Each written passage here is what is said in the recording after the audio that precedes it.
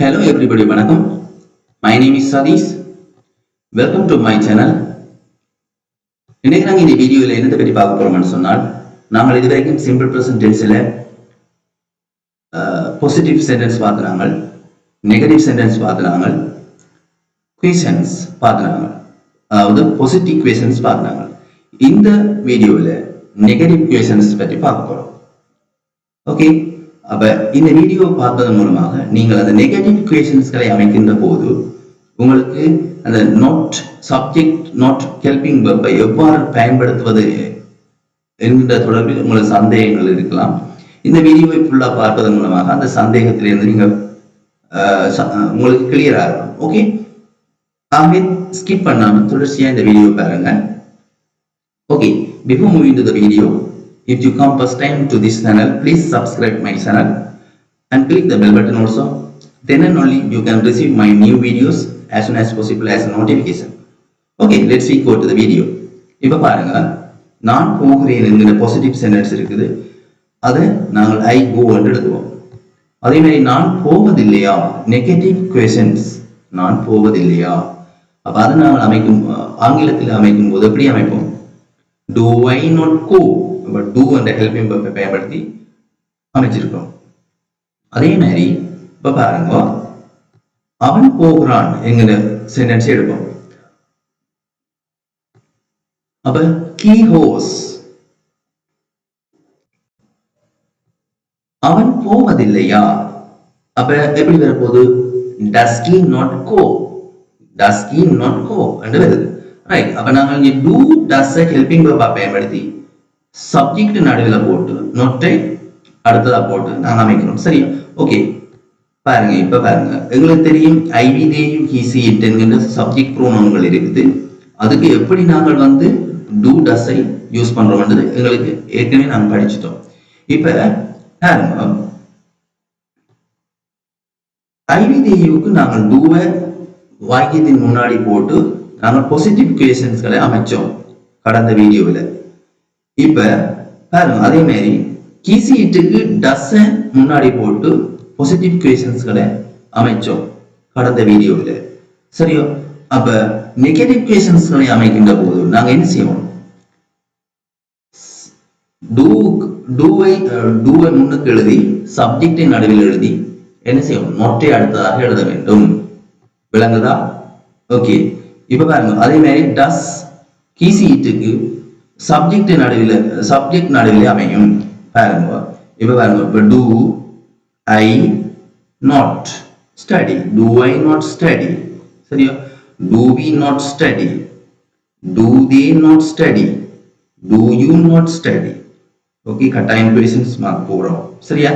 Okay, but does he not sleep, does she not sleep, does it not sleep, அது தூங்கவில்லையா. Right, அப்ப கட்டாயம் question mark போடுறோம். சரியா? Okay okay, இப்ப பாருங்க, எங்களுக்கு தெரியும் do not does not இருக்கு தானே. இதோட ஷார்ட் ஃபார்ம் அப்படி வரும். do not equal to don't. அதே மாதிரி does not equal to doesn't. அப்ப நாங்கள் do notக்கு பதிலாக don't யூஸ் பண்ணலாம், does notக்கு பதிலாக doesn't யூஸ் பண்ணலாம். ரைட்? ஓகே, இப்ப அந்த வகையில நாங்கள் இந்த சென்டென்ஸ் பேட்டர்னை இங்க பாருங்க. இப்ப I we they you he she it இருக்கு. அப்ப நாங்கள் என்ன செய்வோம்? டோன்ட் நாங்கள் பயன்படுத்துகின்ற போது அப்படியே வாக்கியத்தின் முன்னாடி டோன்ட் கொண்டு போடுவோம். சரியா? அங்க பார்த்து நாங்கள் எப்படி டூ ஐ நாட் என்று பார்த்து நாங்கள் இங்க அப்படியே நாங்கள் டூ நாட்டை ஷார்ட் ஃபார்மாக யூஸ் பண்ணி அப்படியே வாக்கியத்தின் முன்னாடி கொண்டு வரோம். சரியா? அப்ப don't I study, don't I study, don't we study, don't they study, don't you study. Okay, question mark. அதே மாதிரி இங்க என்ன செய்யணும்? doesn't. சரியா? அங்க நாங்கள் does he not என்று பார்த்தாங்க. இது என்ன சொல்லணும்? அப்ப does not நாங்கள் ஷார்ட் ஃபார்மாக என்ன doesn't என்று சொல்லுவோம். ஆகவே doesn't he sleep. சரியா? doesn't she sleep, doesn't it sleep, okay okay question mark. அப்ப இது பிள்ளை அங்க மண்ணி நினைக்கணும். அப்ப ஷார்ட் ஃபார்மாக எழுதுகின்ற போது நாங்கள் வந்து ஷார்ட் ஃபார்ம் வடிவில் எழுதிக்கல வாக்கியத்தின் முன்னாடி டூ நோட்டை டோன்ட் என்று எழுதிடும். அதே மாதிரி டஸ் நோட்டை டசன்ட் என்று எழுதி அடுத்த சப்ஜெக்ட் அடுத்த பொறுப்பை போடுறோம். ரைட். இப்ப சென்டென்ஸ் பேட்டர்ன் நாங்க பார்ப்போம். வடிவா கவனிங்க. சென்டென்ஸ் பேட்டர்ன் முக்கியம். ப்ளூரல் நவுன்ஸ்களுக்கு நாங்கள் தெரியும் உங்களுக்கு டூ ஐவிதேயு சரியா. ஓகே அப்ப do plus subject plus not அங்கால base form of the verb. அதே மாதிரி சிங்குலர் நவுன்ஸ்களுக்கு does plus subject plus not plus என்ன verb in the base form சரியா. இது என்ன do I not ஐ நீங்கள் தனித்தனியாக பிரித்து எழுதுகின்ற போது சப்ஜெக்ட் வந்து நடுவில் அமையுது பாருங்க சரியா. அதே மாதிரி does I not ஐ தனித்தனியாக எழுதுகின்ற போது சப்ஜெக்ட் வந்து நடுவில் அமையுது. இதுலதான் உங்களுக்கு சந்தேகம் பெறும் சரியா. அவை வடிவா கவனிங்க. அதே மாதிரி பாருங்க நாங்கள் do I not ஐ சேர்த்து எழுதுகின்ற சந்தர்ப்பத்தில் ஷார்ட் ஃபார்மில் ஷார்ட் ஃபார்ம் எழுதுகின்ற போது பாருங்க அங்க do subject not வந்தது. இங்க அப்படியே நாங்கள் வந்து சேர்த்து அப்படியே don't plus subject plus base form of the verb சரியா. அதே மாதிரி சிங்குலர் நவுனாக இருந்தால் doesn't வாக்கியத்தின் முன்னாடி அப்படியே doesn't என்று போடுவோம் plus subject plus base form of the verb. கிளியரா? ஓகே இதைத்தான் கவனிக்கணும் சரியா. நாங்கள் do ஐ not ஐயும் தனித்தனியாக எழுதுகின்ற சந்தர்ப்பத்தில் do plus subject plus not வந்தது. ஆனால் do ஐ not ஐயும் சேர்த்து எழுதுகின்ற சந்தர்ப்பத்தில் ஷார்ட் ஃபார்மாக don't ஐ அப்படியே முன்னாடி கொண்டு வந்து போடும். Right okay clear. இப்ப பாருங்க ஒரு சென்டென்ஸ் எடுத்து வச்சிருக்கோம் பாருங்க. I do not read books. நான் புத்தகங்கள் வாசிப்பதில்லையா சரியா. உங்களுக்கு தெரியும் இதை நாங்கள் வினா வாக்கியமாக மாற்றுவதற்கு நாங்க என்ன செய்யணும் இந்த ஹெல்பிங் வெர்பை தூக்கி என்ன செய்யணும் முன்னாடி போடணும். அப்ப போட்டு அப்படி வரும் do I not read books. நான் புத்தகங்கள் வாசிப்பதில்லையா சரியா. இங்க நான் புத்தகங்கள் வாசிப்பதில்லை. இங்க நான் புத்தகங்கள் வாசிப்பதில்லையா கொஸ்டின்ஸ். Okay right. இப்ப பாருங்க இது வந்து சரியான வடிவம் சரியா. ஓகே இப்ப பாருங்க I do not read books. நான் புத்தகங்கள் வாசிப்பதில்லை. இந்த வாக்கியத்தை நாங்கள் ஷார்ட் ஃபார்மில் எழுதிக்கல. அதாவது do ஐ not ஐயும் ஷார்ட் ஃபார்மில் எழுதுகின்ற போது I don't read books. நான் புத்தகங்கள் வாசிப்பதில்லை சரியா. அப்ப பாருங்க அப்ப என்ன செய்யணும் இதை நாங்கள் அப்படியே என்ன செய்யணும் இந்த don't ஐ வாக்கியத்தின் முன்னாடி போடணும் குவேஷனாக மாற்றுவதற்கு சரியா. ஓகே இப்ப கிளியரா இருக்குன்னு நினைக்கிறேன் உங்களுக்கு சரியா. ஓகே இப்ப பாருங்க don't I read books சரியா. பாருங்க இப்ப பாருங்க இந்த don't I read books இருக்குதான். இங்க நாங்க don't என்று எழுதினது இந்த விரிவாக்கம் என்ன சரியா do not. அப்ப அதற்குரிய சரியான வடிவம் do not தானே என்று நாங்கள் இதுதான் சரியான வடிவம் சரியா. அதற்குரிய வடிவம் do not தானே என்று சொல்லி நாங்கள் என்ன செய்யக்கூடாது வாக்கியத்தின் முன்னாடி அதை பிரித்து தனித்தனியாக do not I read books என்று எழுதுவது தவறானதாகும். விளங்குது? ஏன் நான் இதை வழியாக கவனிப்போம்.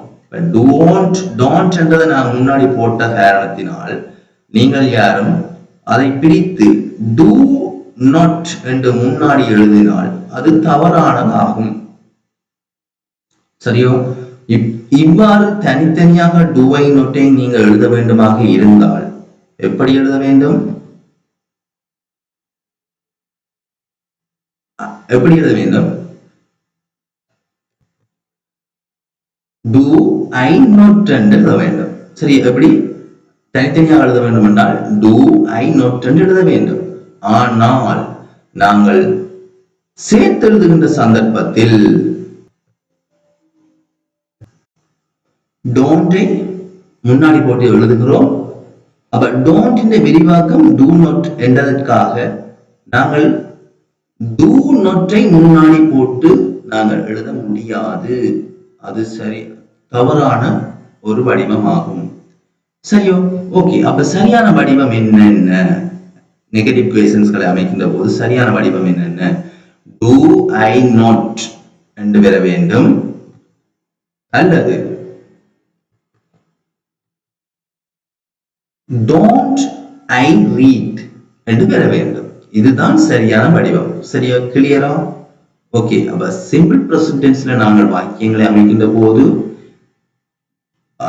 நெகட்டிவ் குவேஷன்ஸ்களுக்கு அதன் சரியான வடிவம், அதாவது ஹெல்பிங் வெர்ப் சப்ஜெக்ட் not என்று பெற வேண்டும், அல்லது ஹெல்பிங் வெர்ப் வந்து நொட்டோடு சேர்ந்து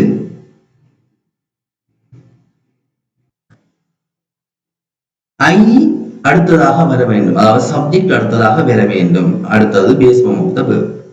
இது கிளியராக இருந்தால் உங்களுக்கு சிம்பிள் பிரசன்ட் டென்ஸ் கிளியர் ஆயிடும். ஓகே, சரியா? ஓகே. அப்ப இது கிளியர் உங்களுக்கு இப்ப. ரைட். என்ன விஷயம்? do I not என்று வர வேண்டும். do not சேர்ந்து வந்தால் don't என்று நாங்கள் வாக்கியத்தின் முன்னாடி விட்டு அடுத்த சப்ஜெக்டை போட வேண்டும். இதுதான் விடயம். ஓகே. இப்ப நாங்கள் 20 எக்ஸாம்பிள் பார்ப்போம். இந்த எக்ஸாம்பிள் உங்களுக்கு ஆல்ரெடி தெரியும். நான் இந்த சிம்பிள் பிரசன்ட் டென்ஸ்க்குள்ள ஒரே எக்ஸாம்பிளை தான் யூஸ் பண்றேன். ஏன்னு சொன்னால் அது மாறுகின்ற வடிவங்களை நீங்கள் ஈஸியாக தெரிஞ்சு கொள்ளணும் என்றதுக்காண்டி. ஓகே. அப்ப இந்த வசனங்களை நாங்கள் ஒரு ரீட் பண்ணுவோம். சரியா? ஓகே, கவனிங்க. இப்ப பாருங்க. does he not play football? சரியா? இந்த வாக்கியங்களை நீங்கள் முதல் போட்ட வீடியோல நான் போட்டிருக்கிறபடி தயவு செய்து ஒப்பிட்டு பாருங்கள். சரியா? நான் சொன்னால் நீங்க குறிப்பிடத்துக் கொள்ள வேணும், அப்பொழுதுதான் விளங்கும் ஈஸியா. சரியா? நோட் பண்ணி படியுங்க, அப்பதான் உங்களுக்கு நன்றாக விளங்கும். சரியா? ஓகே. அப்ப does he not play football? நாங்கள் பாசிட்டிவ் கேஸனுக்கு does he play என்று பார்த்திருக்கோம். இப்ப does he not play football? Okay. இப்ப பாருங்க, அவன் கால்பந்து விளையாடுவது இல்லையா என்று. சரியா? ஓகே. இப்ப பாருங்க, do kids not like to play mobile games? சரியா? does he not do his homework regularly? Okay. அதே மாதிரி does she not wake up early in the morning? do we not speak English every day? சரியா? Okay. அப்படின்னா தினமும் நாங்கள் ஆங்கிலம் பேசுவது இல்லையா? ரைட். நான் எல்லாத்துக்கும் தமிழ் கருத்து சொல்லல, ஏன்னா ஆல்ரெடி உங்களுக்கு தமிழ் கருத்து சொல்லி இருக்கேன். இனி நீங்க தான் படிக்கணும். சரியா? ஓகே. தயவு செய்து நோட் பண்ணி படிங்க, அப்பதான் ஈஸியா விடாங்க. ரைட். இப்ப நான் இதுல வந்து உங்களுக்கு டஸ்ஸையும் நொட்டையும் வந்து தனித்தனியாக எழுதின காரணத்தினால் சப்ஜெக்ட் எல்லாம் நடுவில் வந்திருக்கு. சரியா? அப்ப நீங்கள் வந்து doesn't, சரியா, அது இந்த ஷார்ட் ஃபார்மை யூஸ் பண்ணி மாத்தி பாருங்க, எழுதி பாருங்க. சரியா? Okay, right. இப்போ do my parents not live in Melbourne? do they not go to movie once in a week? does she not love to play tennis? does it not rain here every month? do we not like to take bath in a river? Okay, right. does my friend not like to live a luxury life? does Ravi not go to church every week? does he not pray 5 times a day? do rains not travel on railway tracks? does my manager not start work on time? do the soldiers not fight for the country? does the bus not usually come late? Does my mother not cook every day? Do they not play basketball on Mondays? Does this chocolate not taste very delicious? இந்த சாக்லேட்டினுடைய சுவையானது அருமையாக இல்லையா? Okay right. அப்ப தயவு செய்து இந்த எக்ஸாம்பிள்கள் நான் ஏற்கனவே சொன்ன எக்ஸாம்பிள்கள் கம்பேர் பண்ணி பாருங்க. இதை ஷார்ட் ஃபார்மில் எழுதி பாருங்க. அதாவது டஸையும் நொட்டையும் சேர்த்து ஷார்ட் ஃபார்மில் எழுதி பாருங்க வசனங்களை, உங்களுக்கு ஈஸியாக விளங்கும். ஓகே, எக்ஸசைஸ் தாரம் பாருங்க. குமார் தினமும் பாடசாலை வருவதில்லையா? டிரான்ஸ்லேட் பண்ணி பாருங்க இங்கிலீஷுக்கு. அவன் காலை உணவு சாப்பிடுவதில்லையா? கமலா தேநீர் தயாரிக்கவில்லையா? அவர்கள் இந்தியாவில் வசிக்கவில்லையா? விலங்குகள் காட்டில் வசிப்பதில்லையா? அவன் ஆங்கிலம் வாசிப்பதில்லையா? இவ்வளத்தையும் டிரான்ஸ்லேட் பண்ணி பாருங்க இங்கிலீஷுக்கு. டூ நாட் டைம் தனித்தனியா போட்டு எழுதி பாருங்க. அதே மாதிரி டோன்ட், அதாவது அந்த ஷார்ட் ஃபார்மையும் யூஸ் பண்ணி எழுதி பாருங்க. அப்பதான் ஓகே. ஓகே, இந்த வீடியோ உங்களுக்கு பிடிச்சிருக்குன்னு நினைக்கிறேன். அடுத்த வீடியோ வந்து நாங்கள் என்ன பற்றி பார்க்குறோம்னா, சிம்பிள் ப்ரெசன்ட் டென்ஸ்ல வந்து இன்ஃபர்மேஷன் குவேஷன்ஸ்களை எப்படி அமைப்பது. அதாவது WH குவேஷன்ஸ் இருக்கு, அது ஏற்கனவே நான் படிப்பிச்சிருக்கிறேன். WH குவேஷன் ஏர்லி முதல் போட்ட வீடியோக்குள்ள சொல்லியிருக்கிறேன். ஓகே, இன்ஃபர்மேஷன் குவேஷன்ஸை சிம்பிள் ப்ரெசன்ட் டென்ஸ்ல எப்படி அமைக்கிறதுன்னு சொல்லி அடுத்த வீடியோவில் பார்ப்போம். Okay, if you like the video, please like and share it. Thank you for your watching, and don't forget to subscribe my channel to get the new videos as soon as possible as a notification. Okay, thank you, bye, take care.